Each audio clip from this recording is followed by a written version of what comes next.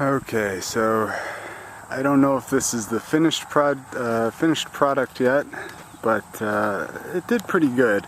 I ended up running the rake, actually, I guess backwards. I'll show you in the garage. You know, the problem with having rocky soil is if you keep going over it with the rake, you're just going to keep pulling up more and more rocks.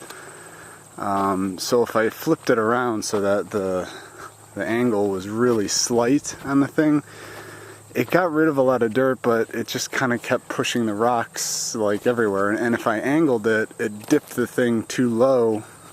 You know, I was thinking about trying to make like windrows, and that might have worked, but there's really no good place to kind of do that. There's several different sections, so and as I ran over it, you know, a lot of this stuff is really small rocks. I'd say like 10% of it is big stuff that I don't want. So I think I'm to a point where I can walk around and kind of pick up the real big stuff and just hope that a lot of this slowly works itself just down into the lawn. Because there's a lot of low spots where the excavator, where the bulldozer kind of tore it up, kind of like around here. So I don't know. It was getting really sketchy. The landscape rake really changes the physics of that tractor compared to the dragnet. I have the 8x8 chain harrow, drag harrow, and I could do these sideways, and it felt a little sketchy when I was doing that. But with the landscape rake, I don't know if it's due to the down pressure or how that thing operates. I had to bail out several times on both sides, so I was getting real, I don't know, it wasn't pleasant. So I turned the thing around backwards and I started just pushing everything up, because the other problem was it just seemed like I was just dumping a bunch of dirt down the hill, and I had these huge piles of dirt here, and that's not what I wanted. I only want the rocks. I'm hard pressed for topsoil here, so I'm not trying to remove that. And as I ran over it over and over again, a lot of the little stuff kind of started packing down. So, you know, if I get 3-4 inches of grass on this, I won't hit that stuff. So that's kind of how I ended up, and I wasn't shooting video because it was, like I said, it was kind of stressful. I don't know what I'm doing, but I think it kind of worked out, just backing up the hill. There go the birds. Backing up the hill on both sides, and then I kind of made this windrow here on top, and there's a lot of still like grass and dirt, and it's supposed to rain a little bit over the next few days, so I'm kind of hoping that'll maybe shake out some of the dirt, and then I can run over top here. I might just use the bucket and scoop this up and dump it in the woods and quit messing with it, because kind of like what I said in other videos, you can just go over and over and over this. So I think I'll just pick up the big stuff. You know, there's no getting around the manual side of this job, and this hill, I mean, it felt, I don't know, for some reason, I don't know if that drag harrow just creates some type of suction to the ground, but I only really felt sketchy down there when I was using the drag harrow. But with the landscape rake, I wouldn't even drive on here sideways. It started sliding. I mean, you know, it was getting real sketchy, so there's no need for that. So, yeah, I mean, I've kind of decided I'm probably not even gonna mow this regularly. If anything grows on it, and it will, I might just let it go, or, you know, once a year with the flail mower go up and down. But I'll never be mowing this sideways. This is too sketchy for me. So yeah, there's still a lot of rocks here. I haven't, you know, there's a couple piles I've made. It's so dry that a lot of stuff, luckily, I was running over, was just kind of busting open, because a lot of this was dirt clods too. Yeah, so I was running real low on fuel. I almost ran that thing empty, so I had to stop. Otherwise, I probably would have done a little bit more up top. But like I said, for all I know, we could get a downpour of rain in the next few days, and it could rut this whole thing out, and I'll have to run over it again with the rake anyway. So you can see the stuff I missed with the herbicide. Obviously, I didn't get all that inner stuff. I couldn't reach it. Not quite sure what I'll do about that, but yeah, I'm glad it worked. I got to get some Roundup on this outside stuff here soon before that just comes right back. Yeah, so I mean, this turned out okay. That landscape rake really has a bit of a learning curve to it, and figuring out the right setup for what you're doing. For like really fine powdery dirt, it'll just keep digging in and digging in. If you're on grass, you know, you can pretty much leave it how it was. But like this pile here this is probably like 80% dirt, and I don't want to get rid of that. So what I ended up doing over there was I kind of made piles, and then I just knocked them all right back down and spread them out. So I don't know. I'm kind of sick of messing with it. That was like 4 hours of work, so I might just say oh well and scoop up that whole pile of stuff and just dump it in the woods. You know, can't save it all. But this is good enough. This will take some grass seed, and it's not too unusable, and it's fairly level. Leveled out real nice.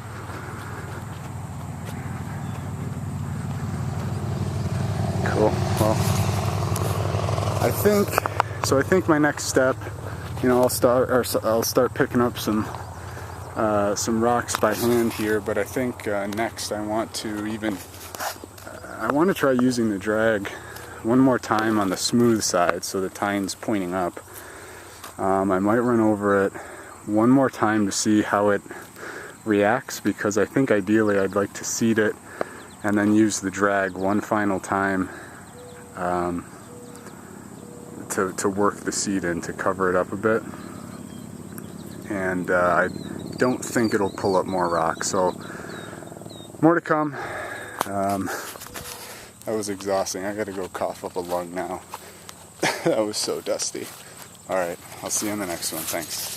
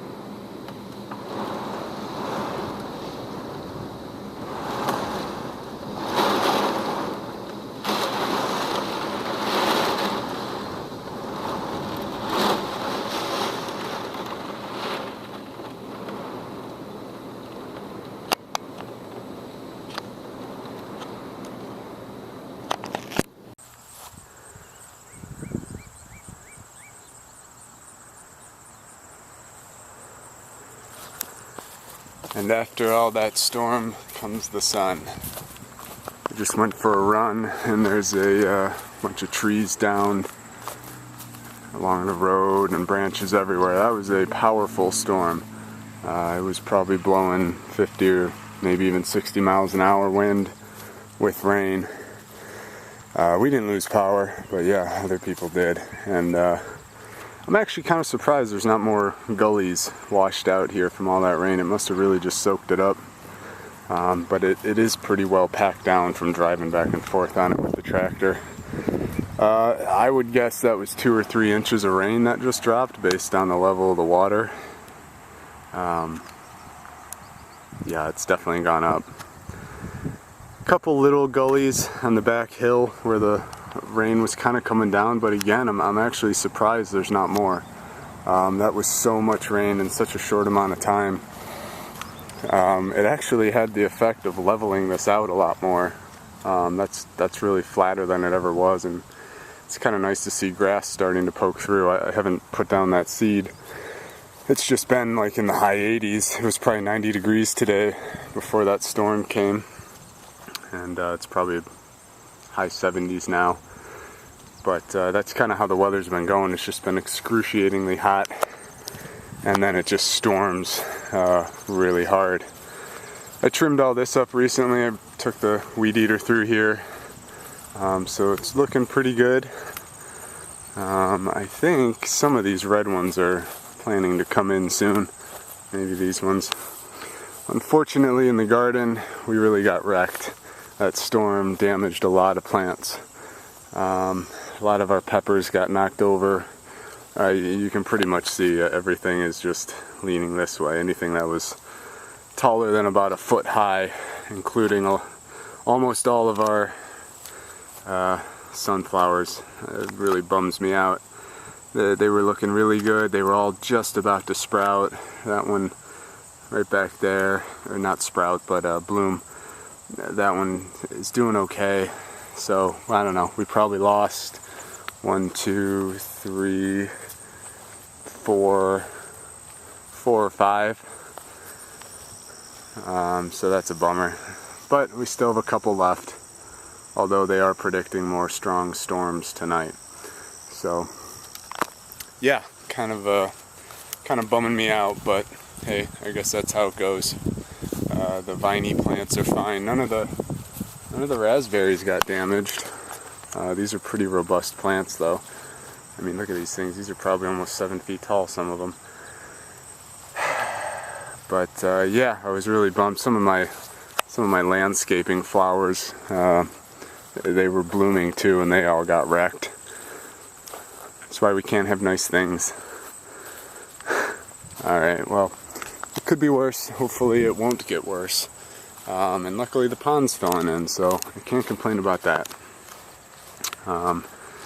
I think maybe next weekend, or in a couple days, I may try to put down at least half of that seed, because this weather's supposed to break, and we're supposed to start getting some more normalized weather out here, back into the 70s and 50s and 60s at nighttime.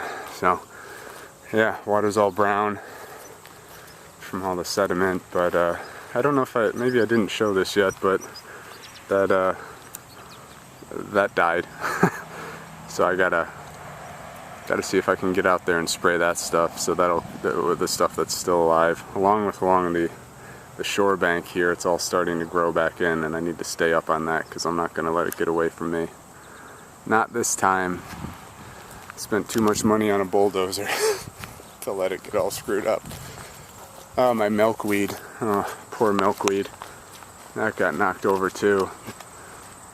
This stuff just kind of grows wild over here in the front yard, or front landscaping, and I let it go because milkweed helps with the monarch butterflies. A couple there, but yeah, these guys, they might pop back. This one looks okay. I don't see. I think the eggs may have already hatched, and I think we're past egg season, but I'm pretty sure they still feed on these things because I have seen some butterflies land here. While I'm over here, here's another little project I started. That's going to be the pump for the box. I wanted to just get this opened up and see what I was dealing with and kind of figure out where I'm going to run. There'll be 2 air lines that go there. That's not where that'll be. It's going to be pretty much over this hole and off the house a little bit. But I'm not even going to bury the lines too deep. They're going to be like 2 or 3 inches in the ground here. And then once I get to the yard, I'll take my subsoiler on the tractor and just dig a kind of a straight line through here. This is where the septic field is, but again, I'm not going any deeper than 6 inches. These are going to be pretty close to the surface. And then down into the pond, I'll just hand dig it, but there's no need to bury those things very deep. I mean, and if they ever do get cut, it's really cheap and easy to fix, but there'd be no reason I'd be digging up this area, so they will not be dug deep. And since I've dug out the septic lid myself, I know for a fact that the system is about 2 feet underground, so there's no danger of hitting anything there. Alright, well, it turned out to be a very nice day for now that the sun's back out. But yeah, I'm pretty bummed about the garden. But it's okay. We'll just make do and hope next year's a little better. Alright, thanks for joining me. See you in the next one. These are the parts of the flowers that were damaged, but that I was able to save. This was literally, it just bloomed like today or yesterday. But hey, at least we got something nice to look at now.